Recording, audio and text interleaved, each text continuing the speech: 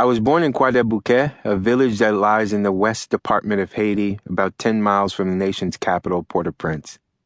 It once was a coastal village, but like the lost city of Atlantis, the original Croix-des-Bouquets fell into the sea during one of the many earthquakes that have rocked Haiti since the dawn of time.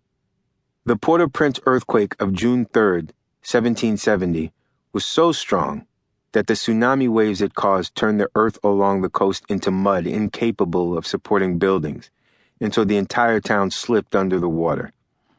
According to the history books, only 300 people were killed by the tremor itself because a deep rumbling preceded it. They were warned that time, but in the fires and the famine that followed, an estimated 30,000 escaped slaves perished. What can I say? Mother Nature has never given Haiti a break. My ancestors relocated Croix-des-Bouquets inland to the Plain de Cul-de-Sac, a valley that extends all the way across the island into the Dominican Republic. The soil there is naturally fertile, and the valley is known for its agriculture. This changed the focus of the villagers from fishing to farming. Over the next 200 years, the town evolved into two distinct halves. One was agricultural, and the other industrial. They were divided by the center of town literally and symbolically. In the middle was where all commerce was done, along a crowded section of road crammed with vendors selling their goods. The vendors built shacks there, and later low buildings with storefronts. Over time, the two sides of town also came to divide the haves from the have-nots. Those families who tended farms and passed them down through the generations were wealthy because their land provided food to the rest of the country. Those who made clothes or other goods by hand weren't as lucky. As the rest of the world industrialized and handmade items became outdated, those families fell further behind. I was born on October 17, 1972.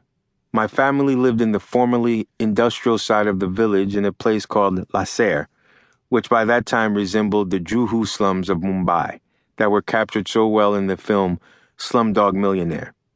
There was no infrastructure to speak of, so neighbors looked out for each other as best they could. We did not have electricity.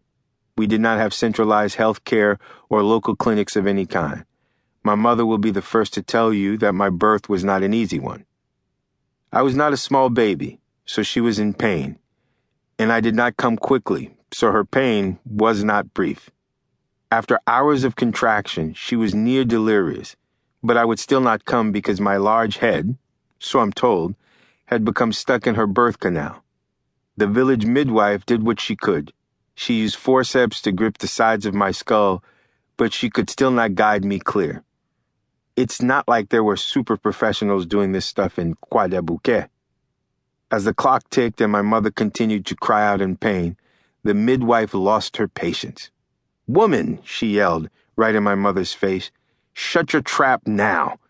Do not yell at me. I'm not the one who got you pregnant." My father waited outside the hut, pacing and listening, unsure of what to do. Inactivity did not sit well with my father, because he was a man of action and a man of words, like his father before him. The two of them represent the pillars of my character. My grandfather had devoted himself to leading his village as their Vodou priest. My father chose to lead as well, devoting himself instead to Christianity against his father's wishes. In this moment of need, he turned to his faith. As my mother continued to cry out helplessly, my father sat quietly and prayed until he found the answer. He entered the hut, put some water on the fire to boil, and sat down beside my mother. He opened his Bible to Psalm 23 and tore out the page.